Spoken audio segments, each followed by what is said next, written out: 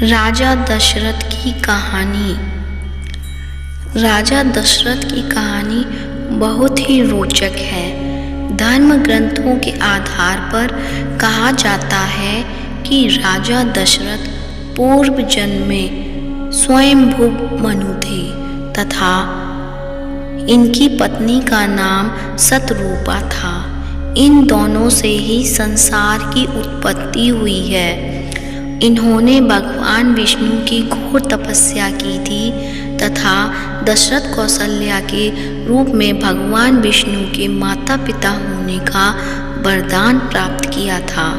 महाराज दशरथ का जन्म की विचित्र कहानी है। बताया जाता है कि ब्रह्मा जी से मरीचि का प्रादुर्भाव हुआ था, जिसके पुत्र कश्यप जी थे। कश्यप जी के वंश में ही जन्म लिया। इक्ष्वाकु ने, जिन्होंने अयोध्या नगरी को बसाकर उसे अपनी राजधानी बनाया था तथा उनके नाम पर इक्ष्वाकु कुल की स्थापना की। इसी कुल में जन्मे थे महान राजा भागीरथ, जिन्होंने अपनी तपस्या के बल पर गंगा माता को पृथ्वी पर आने के लिए कहा। इनके कुल में जन्मे महान राजा रघु, जिसे इस वंश को रघुवंश कहने लगे। इसी कुल में जन्म लिया राजा नाभाग ने, जिनके पुत्र थे राजा अज, जो रघुवंश के 38वें राजा थे तथा दशरथ के पिता थे। दशरथ की माता का नाम इंदुमती था। एक बार राजा अज दोपहर की पूजा कर रहे थे। उस समय रावण उनसे युद्ध करने के लिए आया और उसने दूर से राजा अज को पूछा अर्चना करते देखा।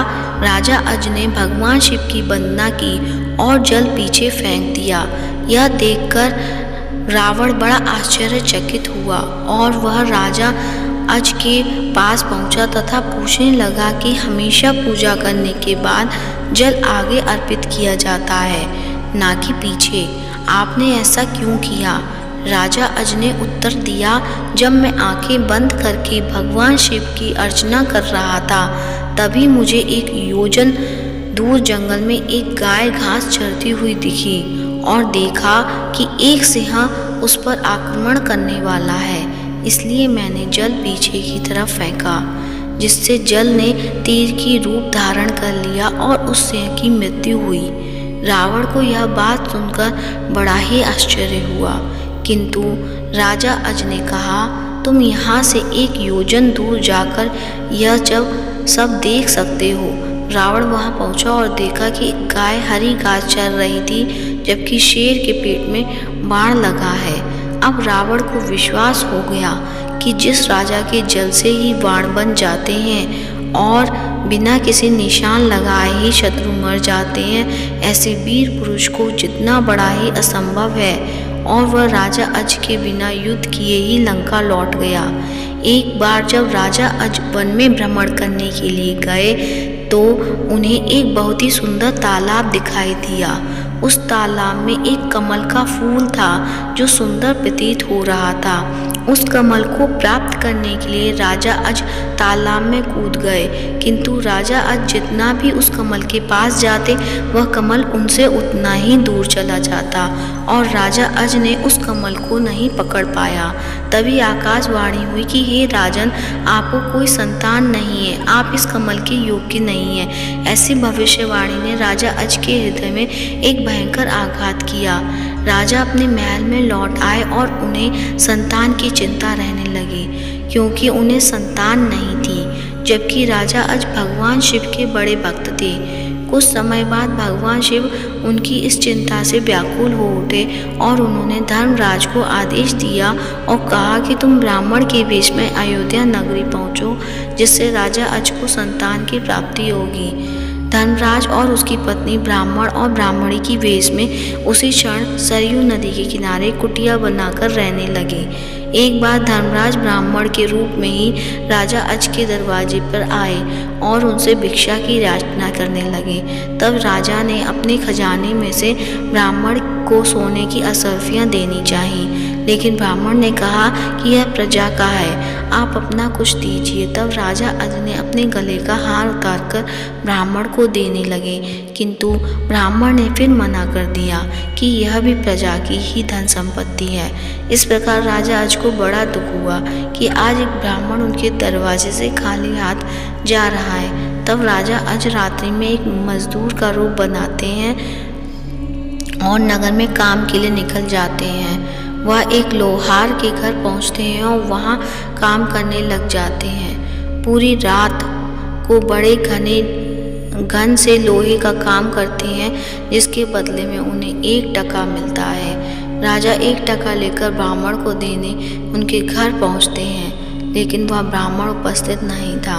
राजा ने वह 1 टका ब्राह्मण की पत्नी को दे दिया और कहा कि इसे ब्राह्मण को दे देना, यह मेरी मेहनत का कमाया हुआ है। जब ब्राह्मण आया तो ब्राह्मण की पत्नी ने वह टका ब्राह्मण को दिया, किंतु ब्राह्मण ने उस टका को जमीन पर फेंक दिया और अचानक आश्चर्यजनक घटना हुई।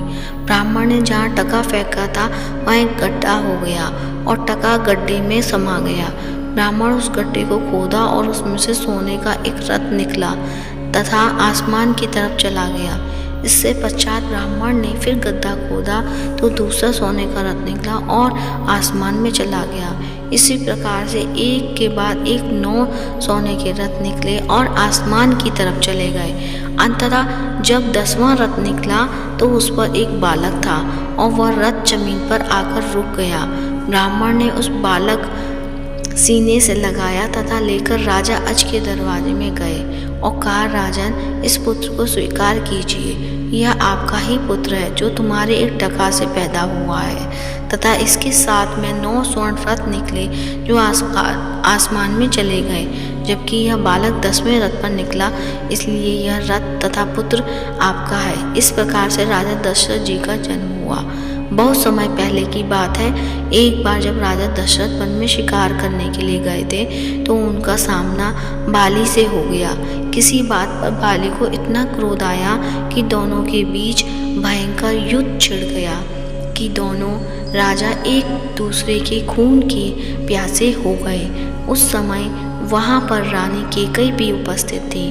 तब बाली ने दशरथ से यह शर्त रखी कि यदि तुम यह युद्ध हार जाओगे तो अपना राज मुकुट यहाँ छोड़ जाना, अन्यथा रानी कैकेयी को, क्योंकि बाली जानता था कि राजा दशरथ उनके सामने अधिक देर तक नहीं टिक सकते, क्योंकि बाली को किसी भी आदि शक्ति अपने शरीर में खींचने का वरदान प्राप्त था।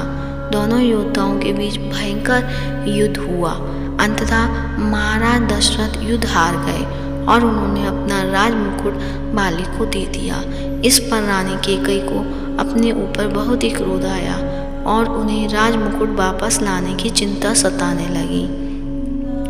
इसलिए उन्होंने भगवान श्री राम को 14 वर्ष का वनवास दिया और कहा, बाली के पास अयोध्या की शान राज मुकुट है, उसे वापस लेकर जरूर आना। जब भगवान श्री राम ने बाली का वध किया था और बाली से संवाद हुआ था तो श्री राम ने उस राज मुकुट के बारे में पूछा। बाली ने भगवान श्री राम को बताया कि मैंने एक बार राजा रावण को बंदी बनाया था, तभी वह मेरे चुंगल से निकल गया और वह राज मुकुट भी चुरा कर ले गया। आपका राज मुकुट वापस लाने में मेरा पुत्र अंगद आपकी सहायता करेगा। जब अंगद शांति दूत बनकर अयोध्या पहुंचा तो अपने पैर जमीन इस प्रकार से टिका लिया कि उसे कोई नहीं हटा सकता था। अंगद ने यह विद्या अपने पिता बाली से सीखी थी और इन दिनों के अलावा इस विद्या के बारे में और कोई नहीं जानता था। जब सभी योद्धाओं ने अंगद का पैर नहीं उठा पाया तो महाराज रावण स्वयं पैर उठाने के लिए आए और पैर उठाने के लिए झुके। तभी उनका मुकुट उनके मस्तक से नीचे गिर गया, जो अंगद ने उठाकर भगवान श्री राम के चरणों में फेंक दिया। इस प्रकार से महाराज दशरथ तथा अयोध्या का राज मुकुट वापस आया था। यह बात उस समय की है जब महाराज दशरथ वन में शिकार करने के लिए गए थे। तभी उन्होंने तालाब के पास किसी जानवर की पानी पीने की आवाज़ सुनी और उन्होंने शब्दभेदी बाण चला दिया। उस समय शब्द भेदी बाण चलाने में महाराज दशरथ सबसे निपुण थे।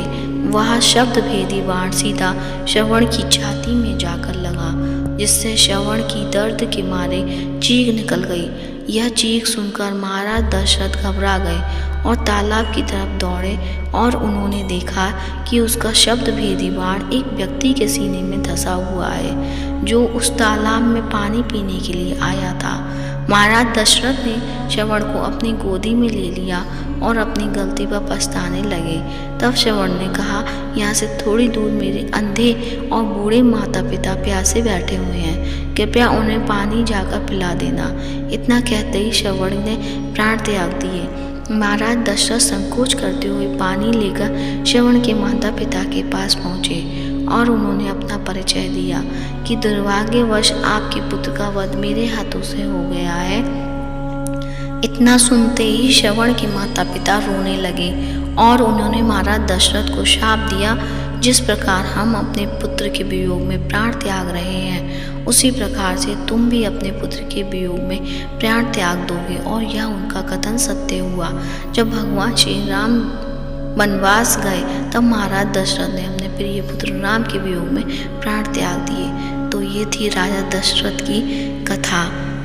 अगर आपको पसंद आई है तो वीडियो को लाइक करें, ज़्यादा से ज़्यादा शेयर करें। धन्यवाद।